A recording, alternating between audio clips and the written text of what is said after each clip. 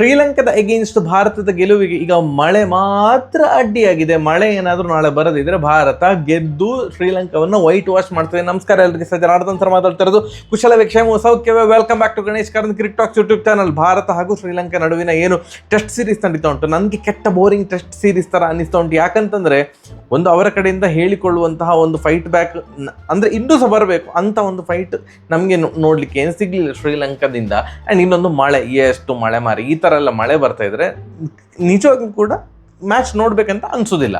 ಆದ್ದರಿಂದ ಕೆಟ್ಟ boring test series ಅಂತ ಹೇಳಿದ್ದು ಅದು. ಆ್ಯಂಡ್ ಈವನ್ ನಿನ್ನೆ ನನಗೇನು ಜಾಸ್ತಿ ಮಾತಾಡಲಿಕ್ಕೆ ಎಂಥದ್ದು ಇರಲಿಲ್ಲ, ಅಥವಾ ವೀಡಿಯೋದಲ್ಲಿ ಎಂಥ ವಾವ್ ಫ್ಯಾಕ್ಟರ್ ಇರಬೇಕಲ್ಲ ಮಾತಾಡಲಿಕ್ಕೆ, ಎಂಥದ್ದು ಇರಲಿಲ್ಲ. ಅದಕ್ಕೆ ನಾನು ವೀಡಿಯೋ ಬರೋದಿಲ್ಲ ಅಂತಂದಿದ್ದೆ. ನಿನ್ನೆ ಮತ್ತು ಇವತ್ತಿನದ್ದು ಸೇರಿ ನಾನು ಮಾತಾಡ್ತಿದ್ದೇನೆ. ನೋಡಿ, ಈಗ ಭಾರತ 503 ರನ್ ಕಲೆ ಹಾಕಿದಾಗ ಇವರು ಅಟ್ಲೀಸ್ಟ್ 303 ರನ್ ಹೊಡಿಬೇಕು. ಏನು 304 ರನ್ ಹೊಡಿಬೇಕಲ್ಲ ಈಗ ಇದರಿಂದ ತಪ್ಪಿಸ್ಕೊಳ್ಳಿಕ್ಕೆ, follow ಆನಿಂದ ತಪ್ಪಿಸ್ಕೊಳ್ಳಿಕ್ಕೆ.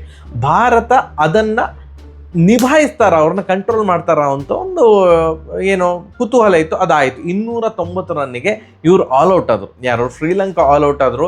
And without any hesitation follow ಆನನ್ನು ಹೇರಿಕೆ ಮಾಡಿದರು ಏನು ಗಿಲ್ ಅವರು ಶ್ರೀಲಂಕಾ ತಂಡದ ಮೇಲೆ. ಯಾಕಂತಂದರೆ ಇಷ್ಟು ಮಳೆ ಎಲ್ಲ ಬರ್ತಾ ಇರುವಾಗ ಫಾಲೋ ಆನ್ ಕೊಡುವಂತಹ ಅವಕಾಶ ಇದ್ದು ಕೂಡ ಕೊಡದಿದ್ರೆ ಅದು ದಡ್ಡತನ ಆಗ್ತದೆ. ಯಾಕಂತಂದರೆ ಮತ್ತೆ ಪುನಃ ಭಾರತ ಬ್ಯಾಟಿಂಗ್ ಮಾಡಿ ಇನ್ನು ಶ್ರೀಲಂಕಾ ಬ್ಯಾಟಿಂಗ್ ಮಾಡುವಾಗ ಶ್ರೀಲಂಕಾದವರಿಗೆ ಒಂದು ಡ್ರಾ ಮಾಡಿಕೊಳ್ಬೇಕು ಅಂತಂದರೆ ಟಕ ಟಕ ಟಕ ಟಕ ಅಂತ ಕುಟ್ಟಿದ್ರು ಸಾಕು. ಯಾಕಂತಂದರೆ ತುಂಬ ಮಳೆ ಬೇರೆ ಬರ್ತಾ ಉಂಟು. ಸೊ ಆದ್ದರಿಂದ ಭಾರತ ಫಾಲೋ ಆನ್ ಹೇರಿತು. 290ಕ್ಕೆ ಆಲ್ಔಟ್ ಆಗಿದ್ದಂಥ ಶ್ರೀಲಂಕಾ ಮತ್ತೆ ಪುನಃ ಬ್ಯಾಟಿಂಗಿಗೆ ಬಂದರು. ಈಗ ಮತ್ತೆ ಪುನಃ 6 ವಿಕೆಟ್ಗಳನ್ನು ಕಳೆದುಕೊಂಡಿದ್ದಾರೆ. 16 ರನ್ ಮಾತ್ರ ಲೀಡ್ ಸಿಕ್ಕಿರೋದು. ಯಾಕಂತಂದರೆ 229 ರನ್ನಿಗೆ 6 ವಿಕೆಟ್ ಹೋಗಿದೆ. ಸೊ ನೀವು ಅಂದರೆ ಈಗ ಮ್ಯಾಚ್ ಪರ್ಸ್ಪೆಕ್ಟಿವಲ್ಲಿ ಮಾತಾಡೋದಿದ್ರೆ 16 ರನ್ಗೆ 6 ವಿಕೆಟ್ ಹೋದಾಗೆ. ಸೊ ಶ್ರೀಲಂಕಾ ತಂಡದಿಂದ ಒಂದು ಫೈಟ್ ಅಂತ ಬಂದದ್ದು ಯಾರಿಂದ ಅಂತಂದರೆ, ಲಾಸ್ಟ್ ಮ್ಯಾಚಲ್ಲಿ ಚಂಡಿಮಾಲ್ ಅವ್ರು ಏನೋ ಒಂದು ಇದು ಕನ್ಕಷನ್ ಇದು ಟೆಸ್ಟ್ಗೆ ಒಳಪಟ್ಟಿದ್ದು. ಅದಾದಮೇಲೆ ಕನ್ಕಷನ್ ಸಬ್ಬಾಗಿ ಬಂದಂತಹ ಸೂರ್ಯ ಭಂಡಾರ ಲಾಸ್ಟ್ ಮ್ಯಾಚಲ್ಲಿ ಫಸ್ಟ್ ಬಾಲಿಗೆ ಡಕ್ಔಟ್. ಅವರ ಡೆಬ್ಯೂ ಮ್ಯಾಚ್ ಆಗಿತ್ತು. ಅಂದರೆ ಆ್ಯಕ್ಚುಲಿ ಅವರಿಗೆ ಆಡುವ ಒಂದು ಪ್ಲೇಯಿಂಗ್ 11ನಲ್ಲಿ ಅವಕಾಶ ಸಿಕ್ಕಿರಲಿಲ್ಲ. ಬಟ್ ಕನ್ಕಷನ್ ಸಬ್ಬಾಗಿ ಬಂದ ಮೇಲೆ ಬಯಸದೇ ಬಂದ ಭಾಗ್ಯ, ಒಂದು ಏನಾರು ಒಂದು ನಾನು ಎಕ್ಸ್ಪೆಕ್ಟ್ ಕೂಡ ಮಾಡಿರಲ್ಲ ನನಗೆ ಬ್ಯಾಟಿಂಗ್ ಸಿಗ್ತದೆ ಅಂತ. ಈಗ ಅವಕಾಶ ಸಿಕ್ಕಿದೆ, ನೋಡುವ ಆಟ ಆಡುವ ಅಂತ ಏನೋ ಒಂದು ಒಳ್ಳೆ ಇಂಪ್ಯಾಕ್ಟ್ಫುಲ್ ಇನ್ನಿಂಗ್ಸ್ ಆಡ್ತಾರೆ ಅಂತ ಅಂದ್ಕೊಂಡ್ರೆ ಫಸ್ಟ್ ಬಾಲ್ ಔಟ್ ಆಗಿದ್ರು 4th ಇನ್ನಿಂಗ್ಸಲ್ಲಿ. ಬಟ್ ಸೆಕೆಂಡ್ ಟೆಸ್ಟ್ ಮ್ಯಾಚಲ್ಲಿ ಸಿಕ್ಕಂಥ ಅವಕಾಶವನ್ನು 2 ಕೈಗಳಿಂದ ಪಚಕಂತ ಬಾಚಿಕೊಂಡ್ರು. First ಇನ್ನಿಂಗ್ಸಲ್ಲಿ 80, second ಇನ್ನಿಂಗ್ಸಲ್ಲಿ 92. ಸ್ವಲ್ಪ ಬೇಜಾರಾಗ್ಬೋದು, ಅಯ್ಯೋ 2 ಇನ್ನಿಂಗ್ಸಲ್ಲಿ ಸಹ ನನಗೆ 100 ಹೊಡೆಯುವಂಥ ಅವಕಾಶ ಇತ್ತಲ್ಲ ಮಾರ್ರೆ ಅಂತ. But what a find. Sri Lanka ತಂಡದಲ್ಲಿ ಟ್ಯಾಲೆಂಟಿಗೆ ಕಡಿಮೆ ಇಲ್ಲ, ಬಟ್ ಇನ್ನೂ ಕೂಡ ಬರಬೇಕು. ಇನ್ನೂ ಕೂಡ ಅವರೆಲ್ಲರೂ ಆ್ಯಸ್ ಅ ಟೀಮ್ ಕ್ಲಿಕ್ ಆಗಬೇಕು, ಅದು ಆಗ್ತಾ ಇಲ್ಲ. ಆ್ಯಂಡ್ ಇನ್ನೊಂದು ದಿನುಷಾ ಬಗ್ಗೆ ಮಾತಾಡಬೇಕು. ದಿನುಷಾ ಈ ಒಂದು ಸೀರೀಸ್ 2-0 ಅಂತರದಿಂದ ವೈಟ್ ವಾಶಲ್ಲಿ ಸೋತ್ರೂ ಕೂಡ ಶ್ರೀಲಂಕಾ ಈಗ ನಾಳೆ ಸೋಲ್ಬೋದು ಮಳೆಯೆಲ್ಲ ನಿಂತರೆ, ಆಯಿತಾ.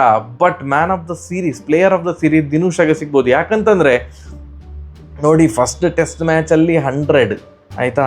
ಮತ್ತು ಫಸ್ಟ್ ಟೆಸ್ಟ್ ಮ್ಯಾಚ್ ಇದು ಸೆಕೆಂಡ್ ಇನ್ನಿಂಗ್ಸಲ್ಲಿ 80 ರನ್ಸ್ ಹೊಡೆದದ್ದು. ಸೊ ಅಲ್ಲಿ ಕನ್ಸಿಸ್ಟೆನ್ಸ್. ಮತ್ತೆ ಪುನಃ ಇವತ್ತಿನ ಮ್ಯಾಚ್ ಅಂದರೆ ಸೆಕೆಂಡ್ ಟೆಸ್ಟ್ ಮ್ಯಾಚಲ್ಲಿ ಫಸ್ಟ್ ಇನ್ನಿಂಗ್ಸಲ್ಲಿ ಮತ್ತೆ ಪುನಃ 100. ಸೊ 3 ಇನ್ನಿಂಗ್ಸ್ಗಳಲ್ಲಿ 80+ ಹೊಡೆದ್ರು. 2 100, 1 80. ಆ್ಯಂಡ್ ಈಗ ನಾಟ್ಔಟ್ ಆಗಿದ್ದಾರೆ. 6 ವಿಕೆಟ್ ಹೋಗಿದೆ. ಅವ್ರು ನಾಟ್ಔಟ್, ಇನ್ನೂ ಕೂಡ ಸಿಂಗಲ್ ಡಿಜಿಟಲ್ಲಿ ಇದ್ದಾರೆ. ನಾಳೆ ಎಷ್ಟು ಹೊಡಿತಾರೆ ಅಂತ ಗೊತ್ತಿಲ್ಲ. But what a find man. ಎಂಥ ಕಂಟ್ರೋಲ್ ಗೇಮಲ್ಲಿ ಸ್ವೀಪ್ ಶಾಟ್ ಅಂತ ಅಷ್ಟು ಚಂದ ಮಾಡಿ ಆಡ್ತಿದ್ದಾರೆ. ಮೆಜಾರಿಟಿ ಆಫ್ ಹಿಸ್ ಏನು ಸ್ಕೋರಿಂಗ್ ಶಾಟ್ಸು ಸ್ವೀಪ್ ಶಾಟ್ಸಲ್ಲಿ ಬರ್ತಾ ಉಂಟು.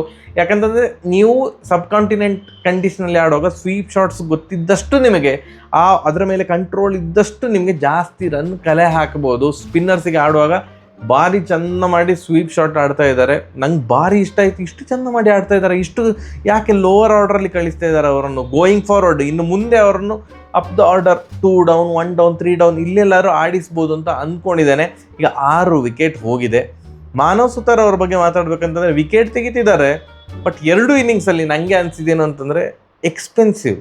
ಫಸ್ಟ್ ಇನ್ನಿಂಗ್ಸಲ್ಲಿ ಒಂದು 3.9 ಅಥವಾ ಆಲ್ಮೋಸ್ಟ್ 4 ರನ್ ರೇಟ್ ಇಕಾನಮಿ ರೇಟಲ್ಲಿ ಹೊಡಿಸ್ಕೊಳ್ತಾ ಇದ್ದಾರೆ. ಈವನ್ ಸೆಕೆಂಡ್ ಇನ್ನಿಂಗ್ಸಲ್ಲಿ ಕೂಡ ಅವ್ರದ್ದು ಇಕಾನಮಿ ರೇಟ್ 4.5 ಏನೋ ಉಂಟು.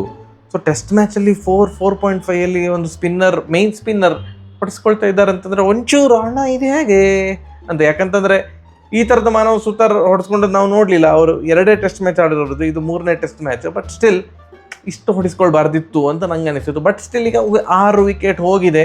ನಾಳೆ ಎಷ್ಟು ರನ್ ಕಲೆ ಹಾಕ್ತಾರೆ, ನಾಳೆ ಭಾರತಕ್ಕೆ ಎಷ್ಟು ರನ್ ಟಾರ್ಗೆಟ್ ಸಿಗ್ತದೆ ಅನ್ನೋದು ಇಂಪಾರ್ಟೆಂಟು. ಭಾರತ ತುಂಬ ಲೂಸ್ ಆಗಿ ತಗೊಳ್ಲಿಕ್ಕಿಲ್ಲ, 4 ವಿಕೆಟ್ ಇರೋದಂತ. ಎಲ್ಲಿಯಾದರೂ ಅವರು ಡಿಫೆಂಡ್ ಮಾಡಿ ಮಾಡಿ ಮಾಡಿ ಮಾಡಿ ಮತ್ತು ಮಳೆ ಕೂಡ ಬಂದರೆ ಭಾರತಕ್ಕೆ ಬ್ಯಾಟಿಂಗ್ ಅವಕಾಶವೇ ಸಿಗದೆ ಇರಬಹುದು. ಸೊ ನಾಳೆ ಎಷ್ಟು ಬೇಗ ಶ್ರೀಲಂಕಾವನ್ನು ಆಲ್ ಔಟ್ ಮಾಡ್ಲಿಕ್ಕೆ ಆಗ್ತದೆ ಅಷ್ಟು ಒಳ್ಳೆಯದು. ಅಷ್ಟೇ, ಜಾಸ್ತಿ ಮಾತಾಡಲಿಕ್ಕೆ ಅಂತ ಇಲ್ಲ. ಈ ಟೆಸ್ಟ್ ಮ್ಯಾಚ್ ಇದೆ, ಯಾಕಂತಂದರೆ ಆಡಿದ್ಕಿಂತ ಜಾಸ್ತಿ ಮಳೆಯೇ ಬರ್ತಾ ಉಂಟು. ನೋಡೋಣ ನಾಳೆ ಎಷ್ಟು ಬೇಗ ವಿನ್ ಆಗ್ತಾರೆ, ಮಳೆ ನಮಗೆ ಸಹಕಾರ ಮಾಡ್ತದಾ ಅಂತ ನಾಳೆ ಕಾದು ನೋಡೋಣ. ಸರಿಯಾಗಿದ್ರೆ ಬರುವ. ನಮಸ್ಕಾರ.